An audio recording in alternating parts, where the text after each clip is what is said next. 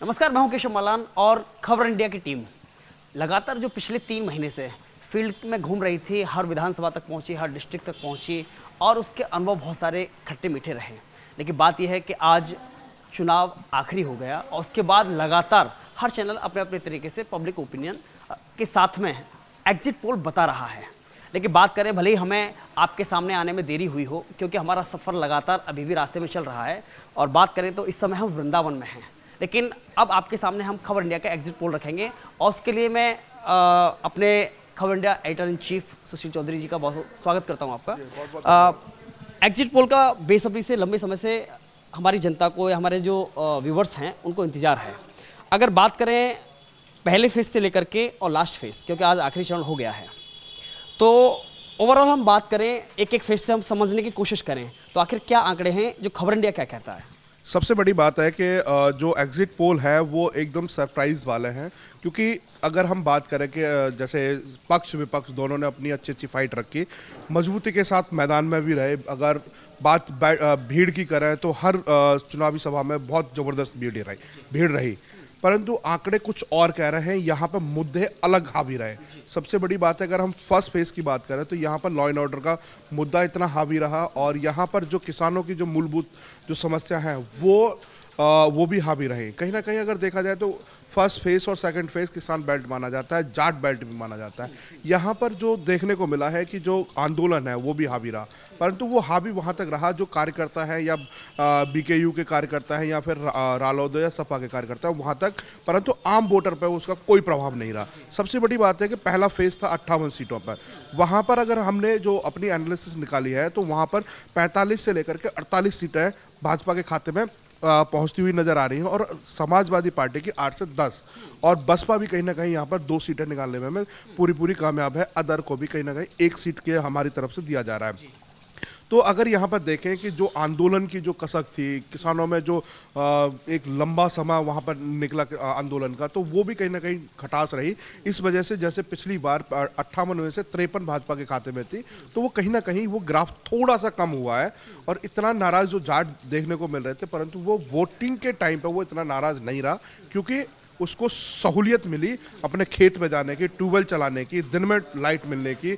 हाँ, बिल का थोड़ा सा रहा है कि बिजली बिल महंगा है, फिर दूसरा जो गन्ना का पेमेंट है वो थोड़ा सा रहा है, परंतु किसानों से जब हमने बात करी तो खुल के रहे कि भाई आवारा पशुओं से हम परेशान तो हैं और परंतु सरकार के साथ हैं। क्यों?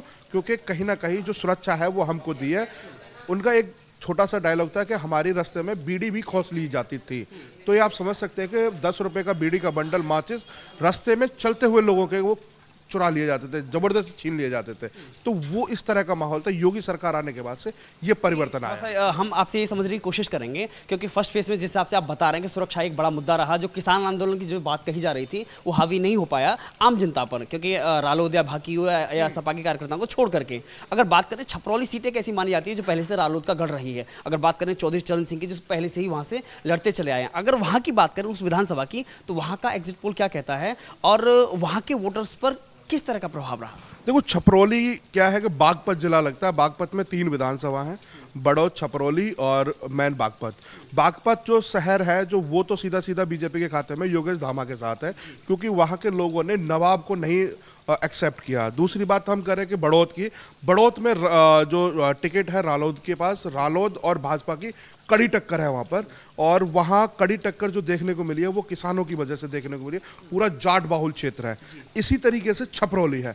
छपरौली जो आरएलडी की विरासत मानी जाती है, और जब एक मोदी और योगी की लहर हुआ करती थी उस समय जब छपरौली नहीं जीत पाए थे, जब रालोद के हाथ में रही, तो अब की बार कहीं ना कहीं जो सहेंद्र सिंह हैं उन्होंने अपना वर्चस्व और सरकार के द्वारा किए हुए काम जो हजारों करोड़ वहाँ पर लगाए, अगर हम शुगर मिल की बात करें या फिर वहाँ पर जो पुल और सड़क और मतलब सुरक्षा से लेकर के ऐसे बहुत सारे काम किए, उन्होंने कहीं ना कहीं जाटों के बीच में अपनी जगह उपस्थिति बनाई और वो जाट कहीं ना कहीं रालोद की तरफ से वो इधर मूव हुए। हालांकि वहाँ ये नहीं कह सकते कि भाजपा के खाते में जाएगी आरएलडी के, बहुत कड़ी टक्कर मानी जा रही है वहाँ पर। एक और बड़ी बात ये देखनी पड़ेगी, जिस हिसाब से खबर इंडिया का एग्जिट पोल ग्राउंड जीरो से ये कहता है कि सबसे ज़्यादा फर्स्ट फेज में भाजपा को दिखाया जा रहा है बढ़त के हिसाब से, जैसे कि अभी आपने बताया।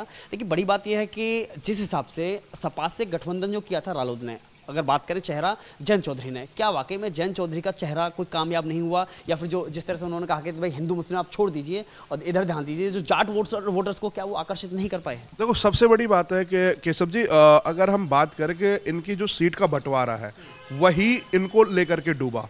जिस तरीके से योगेश नौबार मार्च से जब उन्होंने कहा था कि अगर जयंत और चारू लड़ेंगे यहाँ से तो ही मैं सीट को छोड़ सकता हूँ, अखिलेश भी आएंगे तो मैं छोड़ूंगा नहीं, इस तरह का बयान था। जब उन्होंने बोला कि जब मेरी जयंत से बात हुई थी तो मेरे ऊपर बड़ा प्रेशर है, तो गठबंधन किया है या अपने आप को गिरवी रखा था वहां पे, ये सबसे बड़ा सवाल है।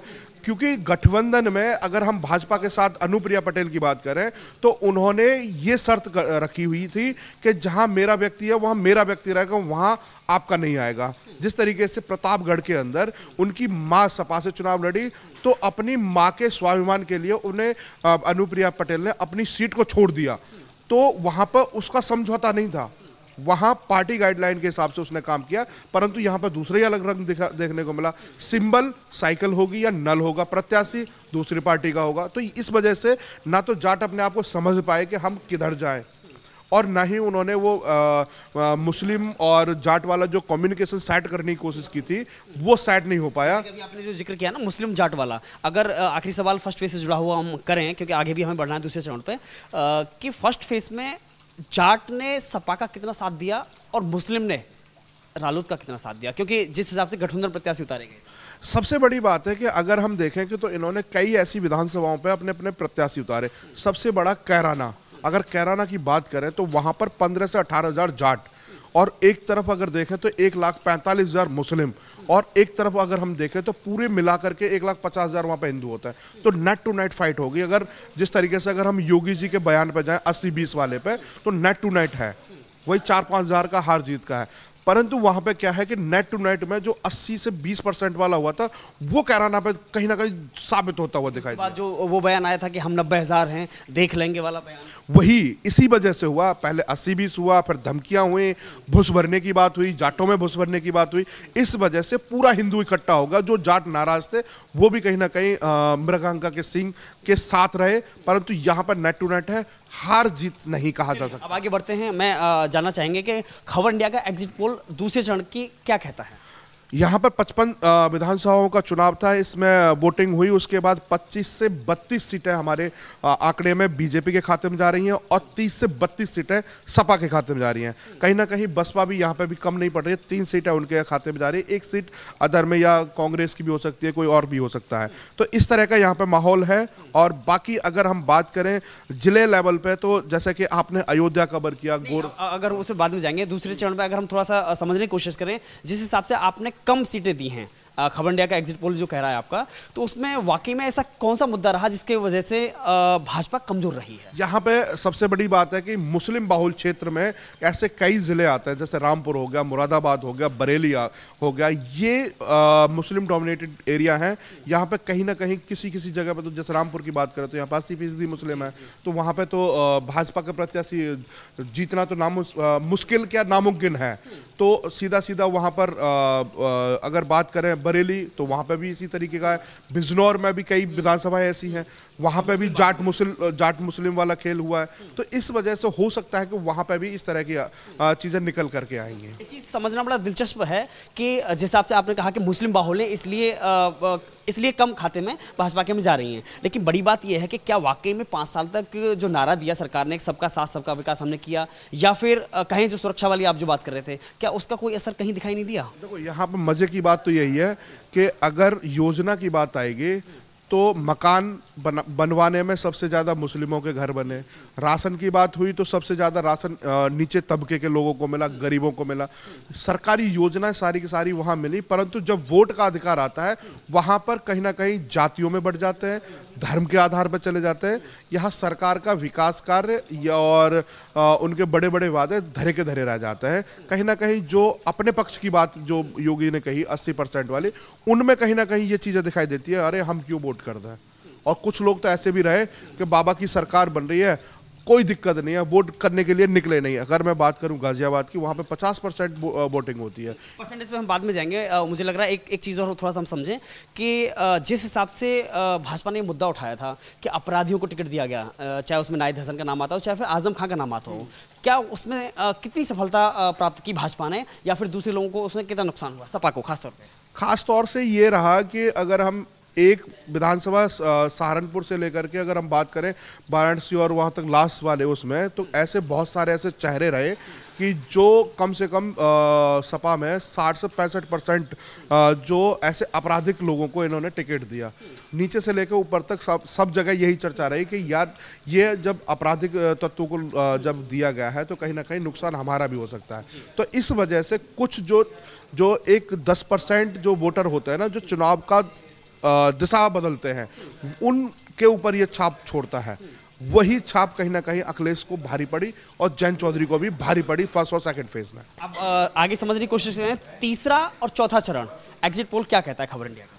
तीसरा और चौथा, यहाँ पर अगर हम तीसरे की बात करें तो 35 से 40 भाजपा के खाते में, सपा में 20 से 25 जा रही हैं, बसपा को भी 1 मिल रही है, अदर में 3 जा रही है यहाँ पर। अगर चौथे की बात करें तो यहाँ पर 35 से 40 भाजपा के खाते में और सपा को 25 से 30 और बसपा को 2 और अन्य को 1 जा रही है। तो यहाँ पर इस तरीके का मामला है। अगर हम बात करें जहाँ से मैनपुरी नेताजी का गढ़ माना जाता है, बेल्ट भी कहा जाता है। कहा जाता है कि जो इनका गांव है सैफई घर है तो करहल उनका आंगन है, इस तरह की कहावत वहाँ पर मानी जाती है। और करहल में 1,50,000 से 55 लाख यादव हैं। तो सबसे बड़ी बात है कि अगर वहाँ पे एसपी सिंह बघेल उतरे और अखिलेश के खिलाफ, तो लड़ाना वो बात अलग है, परंतु वो सेफ सीट थी इसीलिए अखिलेश वहाँ से लड़े। परंतु मैनपुरी पे उसका कोई ज़्यादा फर्क नहीं पड़ा। 2 सीटें कहीं ना कहीं इनके सपा के खाते में है, 2 सीटें भाजपा वहाँ से भी पकड़ रही है। कन्नौज की बात करें तो वहाँ पर भी इसी तरह की स्थिति है। और भी ऐसी जो विधानसभा हैं वहाँ पर नेट टू नेट भी फाइटें हैं। वहाँ कहना, कई विधानसभाओं पर तो कहना मुश्किल है। अगर अगले फेज की हम बात करें, 5वां चरण क्या कहता है 5वें चरण में? 5वें चरण में अगर जाएं तो 57 सीटों पर यहाँ पर चुनाव हुआ और उसके वोटिंग हुई। और उसके बाद इसमें बड़ी दिलचस्प बात यह रही कि कुछ विधानसभाओं पर 80% तक वोटिंग हुई है। वहाँ पर दिलचस्पी के साथ हुआ है। और 30 से 35 जो सीटें हैं भाजपा के खाते में और 15 से 20 सपा के उसमें जा रही हैं। बसपा को 3 है और अन्य को 1 है। अगर हम लास्ट चरण की बात करें जो कि आज हुआ है, तो इसमें 54 सीटों पर चुनाव हुआ है। ये भाजपा का मोदी का गढ़ माना जाता है। और इससे पहले जो 5वें चरण में हुआ है तो कुछ सीटें इनके खाते में भी मानी जाती है सपा के में। तो इसमें लास्ट वाले चरण में 40 से 45 भाजपा को जा रही है, सपा को 12 से 15 और बसपा को 4 से 5 और अदर को 3 से 4। प्रमुखता के साथ में हम 3 क्षेत्रों पे हम चर्चा करना चाहेंगे। एक तो पहला आता है अयोध्या, क्योंकि श्री राम मंदिर को लेकर के बहुत सारे चित्र पोस्टर लगाए गए कि पहले हमारे रामलला टेंट में थे और अब किस तरह के मंदिर में हैं। पहला तो ये अयोध्या, क्या वाकई में कितना असर उस मुद्दे का रहा भाजपा? देखो, अयोध्या की बात करें तो कहीं ना कहीं अधिकारियों में तो डर दिखाई दिया।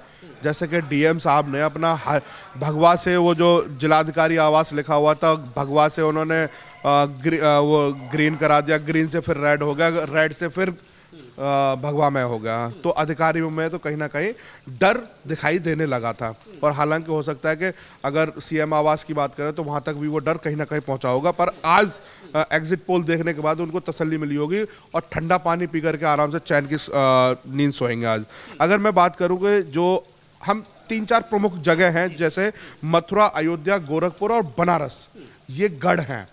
कहीं ना कहीं जो धार्मिक स्थल हैं, इनको धार्मिक स्थलों के साथ साथ कहीं ना कहीं मोदी योगी से जोड़ा गया। अयोध्या, मथुरा, काशी की बार बार बात की जाती है। बिल्कुल, कि जिस तरीके से जो डेवलपमेंट हुआ, अयोध्या की बात करें, मंदिर निर्माण चल रहा है, जो देखने जाते हो, अगर अयोध्या में जिस भी व्यक्ति ने पैर रखा वो कहीं ना कहीं योगीमय हो गया। अगर हम बात गोरखपुर की करें तो गोरखपुर में जब से सांसद रहे और अब मुख्यमंत्री तक वहाँ के लोगों से जब बात होती है, जैसा कि आपने वहाँ पे कवरेज भी किया, तो लोग वहाँ पे मोदी योगी को कहीं ना कहीं दिल में बिठा के बैठे हैं और बड़ी आस्था है। जैसे भगवान के प्रति आस्था है, ऐसे ही योगी के प्रति है। अगर हम बात करें बनारस की, तो वही उसी तरीके से बनारस पूरा बम बम बोला काशी। ये हमने देखा, बड़े अच्छे से कवर किया।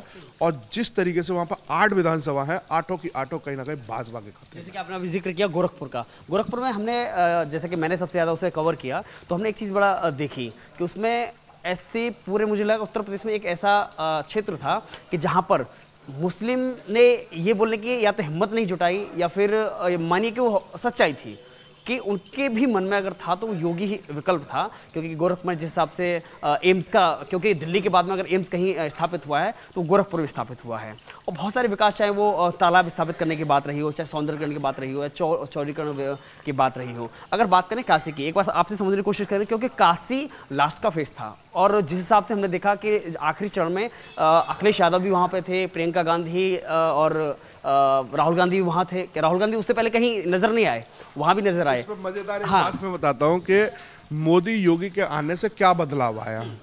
जो जनेऊ कोट पे डालते थे वो तिलक लगा करके कहीं ना कहीं काशी के मंदिर में दिखाई दिए। दोनों बहन भाई वहां पर माथा रगड़ते हुए देखे। जो लोग टोपी लगा करके केरल में कहीं ना कहीं इफ्तार पार्टी करते थे, वो आज इस तरीके की स्थिति। अगर हम और राजनेताओं की बात करें तो ये बदलाव आया कि हिंदुओं की वोट बैंक को छीनने के लिए, उनको में पकड़ बनाने के लिए कहीं ना कहीं वो रुद्राक्ष की माला तक पहनी।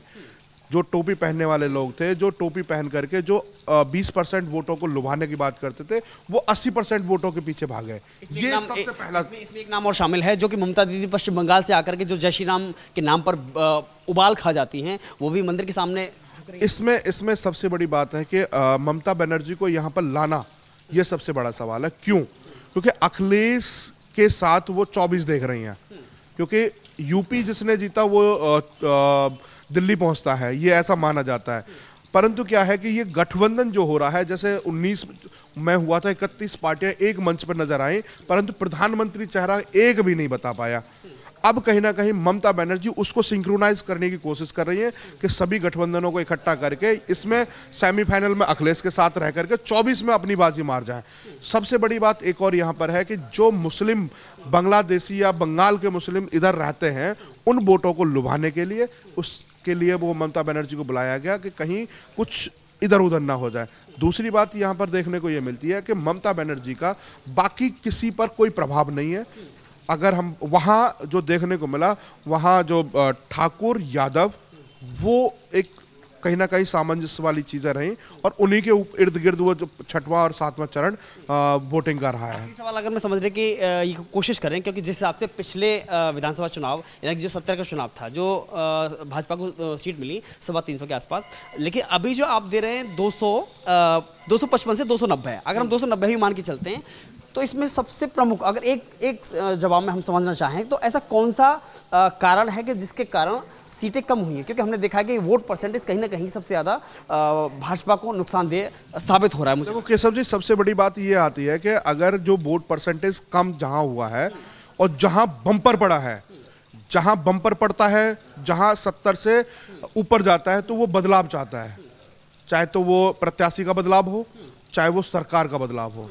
और जहां 50% गिरा तो वहां लोग तसल्ली वाले हैं, चैन की नींद लेते हैं। वहां कहीं ना कहीं भाजपा को नुकसान होता है सबसे ज्यादा, क्योंकि वही लोग रेस्ट में रहते हैं और बाकी जो मिडिल क्लास है या फिर मुस्लिम समाज के लोग हैं, भर के हमने देखा जहां जहां मुस्लिम डोमिनेटेड जो बूथ थे, वहां पर लंबी लंबी लाइनें थी, परंतु जहां हिंदुओं के बूथ थे, वहां पर बूथ खाली हो गए। अगर मैं बात करूं, सबसे प्रमुख केस रहा हाथरस कांड, या फिर हम बात करें कासगंज वाला जो चंदन गुप्ता। सबसे बड़ी बात है, विपक्ष ने खूब शोर मचाया कि हाथरस में एक लड़की को जिंदा मार दिया, ये कर दिया, वो कर दिया। परंतु हम जब उस गांव के अंदर घुसे तो वहां पर सबसे ज्यादा वोट परसेंट 90% वोट हुई। वहां पर आप ये समझ सकते हो, बम्पर वोट। सिर्फ 3 घर थे जो उस समाज के, दलित समाज के थे, और वो कहीं ना कहीं वो बहन जी को वोट किया। बाकी जो परिवार थे सारे के सारे योगी के लिए, और खुल के उन्होंने कहा हम योगी जी के साथ हैं। इतना बदलाव नजर आया था वहां पर। अब इन्होंने तो बनाने की कोशिश की, परंतु उसका पूरे यूपी इलेक्शन पे कोई फर्क नजर नहीं आया। चलिए, बहुत बहुत धन्यवाद। तो सबसे मुझे लग रहा है आखिरी में एक बार हम आपको फिर बता दें कि जो खबर इंडिया का जो एग्जिट पोल कहता है कि 255 से 290 ये भाजपा के खाते में अपना ग्राउंड रिपोर्ट के माध्यम से ऐसा जाहिर करता है। और एसपी की बात करें, सपा की बात करें तो 120 से 130 सीटें उसके खाते में एग्जिट पोल खबर इंडिया का कहता है। और बीएसपी की बात करें, भले ही मायावती साइलेंट रही हों, लेकिन उनका कोर वोटर कहीं ना कहीं ये लाभकारी है बसपा के लिए, जो कि 18 वोट खबर इंडिया का एग्जिट पोल देता है। और आखिर में बात करें अन्य की, चाहे जिसमें राजा भैया जैसे व्यक्तियों का नाम आता है, आप सिंह है, राजा भैया, धनंजय सिंह, बड़ी पार्टी से ना हो लेकिन उनका नाम नहीं। हाँ, वो अन्य में है, परंतु ये भी कहीं ना कहीं दमखम में। हाँ, दमखम में है, क्योंकि अन्य जो व्यक्ति पार्टी के विदाउट अगर लड़ रहा है तो अपने आप में कहीं ना कहीं दमदार है। तो ये वो रिपोर्ट है जो कि खबर इंडिया की पिछले करीब 3 से 3.5 महीने से एक नहीं, दो नहीं, बल्कि 3 टीमें गांव-गांव, गली-गली और कस्बे, तिराहे, मोहल्ला, हर नुक्कड़ चौराहे पर जाकर के बातचीत करना, पब्लिक से बात करना, उनका मन क्या कहता है, आखिर उनके मुद्दे क्या हैं, क्यों वोट किया, क्यों वोट नहीं करने वाले हैं, सभी तरह के सवाल जवाब। और आज इसका परिणाम हमने आपके सामने आया। ये नहीं है कि खबर इंडिया जो कहता है वही सही है, लेकिन एग्जिट पोल कितना सही बढ़ता है ये मुझे लग रहा है इसका इंतजार थोड़ा सा 10 तारीख तक करना होगा। लेकिन कहाँ तक जाएगा, कैसे जाएगा, यह वक्त बताएगा। जय हिंद, जय भारत।